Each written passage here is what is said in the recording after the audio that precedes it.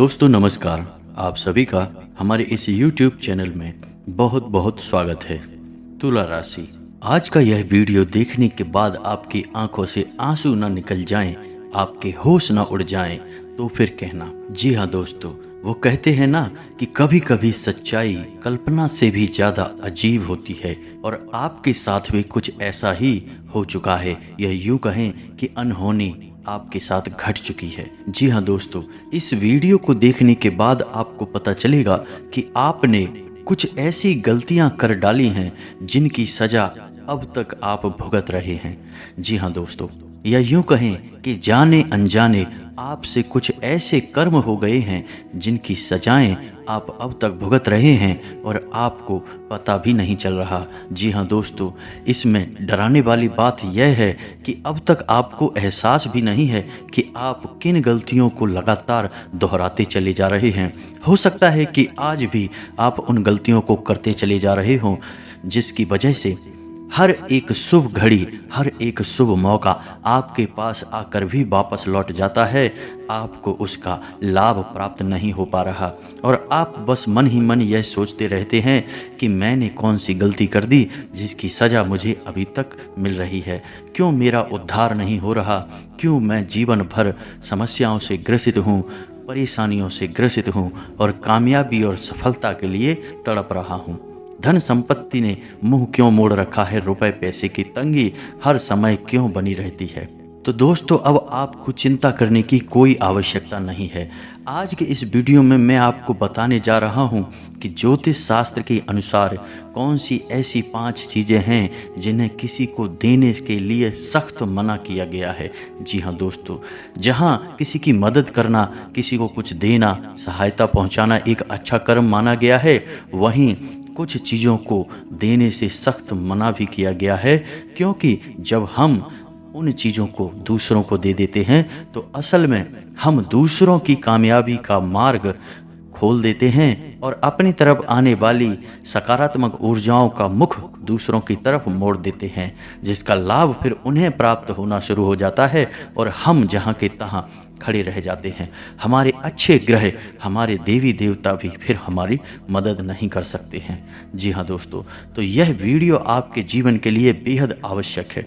Video में शुरू से लेकर अंत तक बने रहें। इस वीडियो का एक एक भाग आपको देखना बहुत आवश्यक है, वरना आप अपने जीवन में उस ऊंचाई तक कभी नहीं पहुंच सकते या उस जीवन को कभी प्राप्त नहीं कर सकते जो आपने अपने मन में सोच रखा है।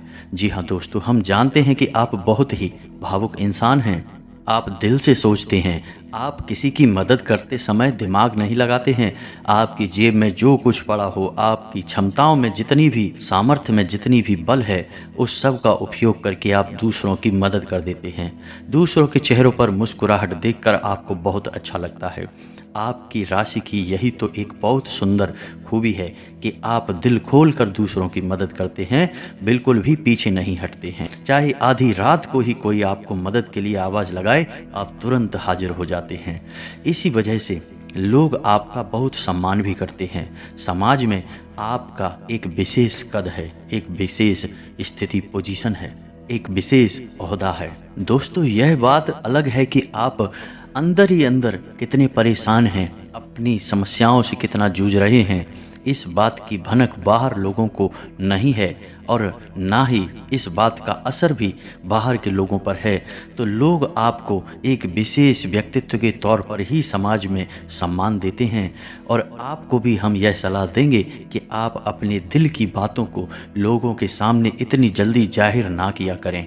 आप भावनाओं में बहकर कभी कभी यह गलती दोहरा जाते हैं, फिर आपको बहुत जल्दी इस बात का एहसास भी हो जाता है कि आपने सामने वाले को ज़रूरत से ज़्यादा बता दिया है, लेकिन तब तक बहुत देर हो जाती है। तो आपको हम यह बता दें कि आपको सतर्क रहने की आवश्यकता है।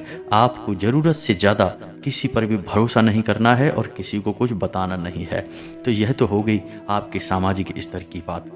अब हम आपसे बात करेंगे कि ज्योतिष शास्त्र ने किन 5 चीज़ों को दूसरों को देने से सख्त मना किया है, ना बोला है। तो वीडियो की शुरुआत करते हैं, लेकिन इससे पहले आपसे चाहेंगे कि पूरे भक्ति भाव के साथ कमेंट में जय माँ भद्रकाली अवश्य लिखें माता भद्रकाली आपका कल्याण करेंगी। दोस्तों, हम काफ़ी लंबे समय से यह देखते चले आ रहे हैं कि आपकी राशि के जातकों की पीड़ाएं काफ़ी लंबे समय से लगातार बनी हुई हैं।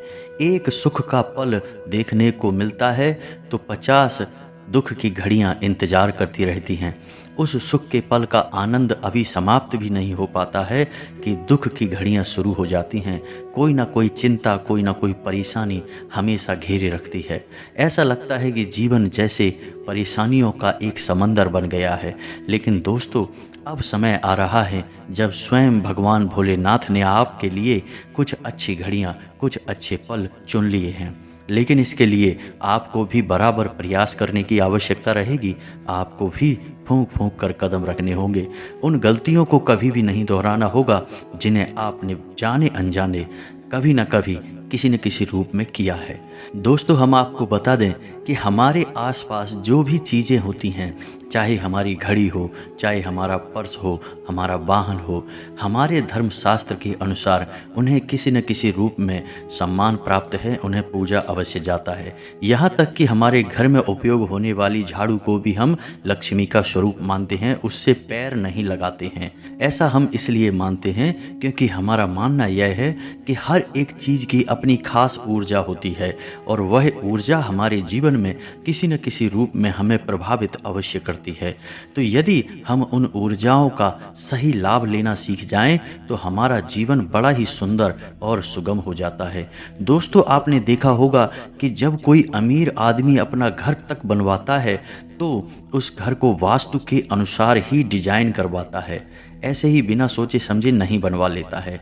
आपको याद रखना होगा कि कोई भी आदमी जब अमीर बनता है, जब ऊंचाइयों पर चढ़ता है, तो वह मेहनत और प्रयास तो करता ही है, लेकिन साथ ही साथ वह कई अन्य ऐसे छुपे हुए उपाय भी करता रहता है जिनके बारे में हमें जानकारी नहीं होती।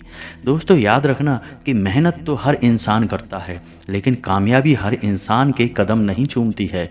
कामयाबी तो उस खास इंसान के पास जाती है जो हर एक प्रकार से उत्तम होता है, सर्वोत्तम होता है।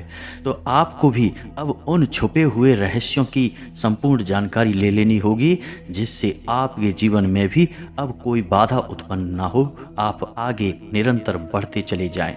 और हम इसमें आपकी मदद करने के लिए हर वक्त तैयार हैं। हमारा कार्य निस्वार्थ रूप से आपके जीवन को प्रकाशमय बनाना है, ज्योतिर्मय बनाना है।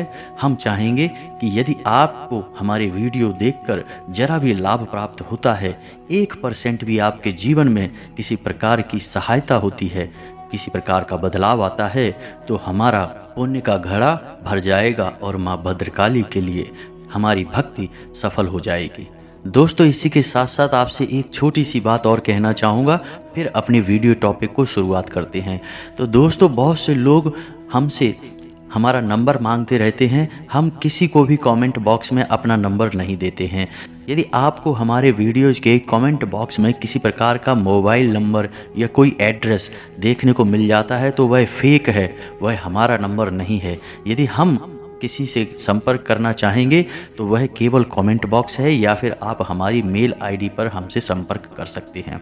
लेकिन हमारी सेवाएं निस्वार्थ है, हम आपसे एक भी रुपया चार्ज नहीं करेंगे। हम निस्वार्थ रूप से आपकी सेवा करना चाहते हैं। तो धोखेबाजों से सतर्क रहें, सावधान रहें और पूरी बुद्धिमानी का उपयोग करें। तो दोस्तों, शुरुआत करते हैं वीडियो की। तो हम आपको बताने जा रहे हैं कि कौन सी हैं वो 5 चीज़ें जो भूले से भी किसी को नहीं देनी है, चाहे कोई कितनी ही जिद क्यों ना करे, चाहे बात कितनी ही क्यों ना बिगड़ जाए। तो इसी क्रम में दोस्तों, सबसे पहले हम बात करेंगे बुध ग्रह की। दोस्तों, बुध एक ऐसा ग्रह है जिसके बारे में लोगों को सबसे कम जानकारी है। लोग तमाम तरीके के उपाय तमाम ग्रहों की शक्ति बढ़ाने के लिए करते रहते हैं, लेकिन बुध की शक्ति को बढ़ाने के उपाय लोग बहुत ही कम करते हैं। शायद इसी वजह से उनके जीवन में धन को लेकर समस्याएं कभी समाप्त नहीं होती हैं। शुरुआत में हम आपको बता दें कि आपको बुध से जुड़ी हुई चीज़ें किसी को भी दान नहीं करनी है। और वो चीज़ें कौन सी हैं?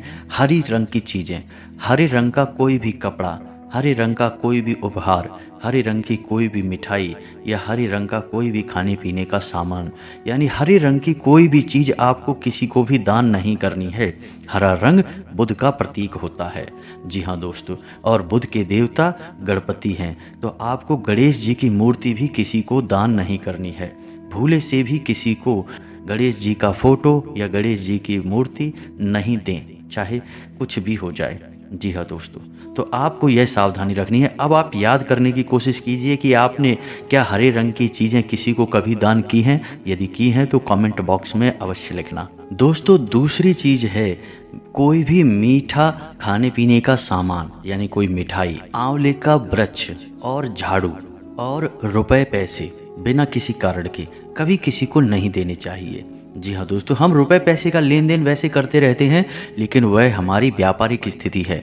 लेकिन आप बिना किसी कारण के किसी को रुपए पैसे ना दें, क्योंकि रुपए पैसे स्वयं लक्ष्मी का रूप है। जो भी और चीज़ें मैंने बताई हैं वे सब भी स्वयं माता लक्ष्मी के प्रतीक हैं।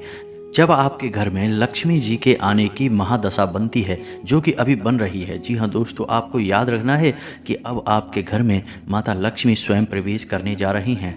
ऐसी स्थिति में यदि आप इन चीज़ों को दान करेंगे तो समझो कि आपने अपने घर में आने वाली उस सकारात्मक ऊर्जा का मुख दूसरे की ओर मोड़ दिया है। तो आपको माता लक्ष्मी से जुड़ी हुई चीज़ें किसी को दान नहीं करनी है। आंवले का वृक्ष तो भूल कर भी किसी को दान नहीं करना है, वह स्वयं माता लक्ष्मी का प्रतीक होता है। तो दोस्तों उम्मीद है आप समझ रहे होंगे। वीडियो में बताई गई जानकारी आपको अच्छी तरह से समझ में आ रही होगी। अब हम बात करेंगे तीसरी चीज़। दोस्तों अपनी इस्तेमाल की हुई चीज़ें कभी किसी को दान नहीं करनी चाहिए। यदि आप दे भी रहे हैं तो मदद स्वरूप दें, लेकिन हम तो आपसे यही कहेंगे कि आप किसी को ना दें। जैसे आपके इस्तेमाल किए हुए कपड़े लत्ते, फटे पुराने कपड़े तो भूल कर भी किसी को नहीं देने चाहिए। तो आपके इस्तेमाल किए हुए कपड़े, जूते या फिर कोई और सामान, और यही स्थिति बनती है भोजन के मामले में।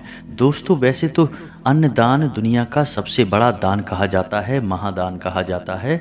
लेकिन यदि आप अपने घर का बचा हुआ बासी भोजन, जूठी भोजन या अपना खाया हुआ जूठा भोजन किसी को दान करते हैं तो आप केतु की महादशा के शिकार हो जाते हैं। फिर आपके घर से चैन और सुकून हमेशा के लिए समाप्त हो जाएगा, और यहाँ तक कि इसका दुष्प्रभाव आपकी मानसिक स्थिति पर भी पड़ेगा और आप व्यसन आदि में डूब सकते हैं। आपका भविष्य अंधकार में चला जाएगा, यकीन जानिए दोस्तों चौथी चीज़ होगी अनाज का, आटे का, चावल का दान।